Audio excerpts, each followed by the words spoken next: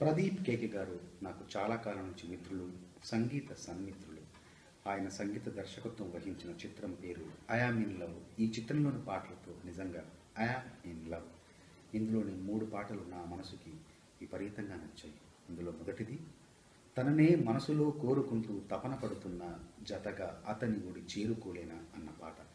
మామూలుగా విన్నప్పుడు చాలా సులభంగా అనిపించే బాణి, కానీ నిజంగా చాలా క్లిష్టమైన బాణి ఇది. విన్నా కొద్దీ మధురంగా అమృతతుల్యంగా ఉండే పాట ఇది. ఇక రెండవది, మెల్లమెల్లగా చల్లచల్లగానే పాట వినగానే హుషారెక్కించే పాట.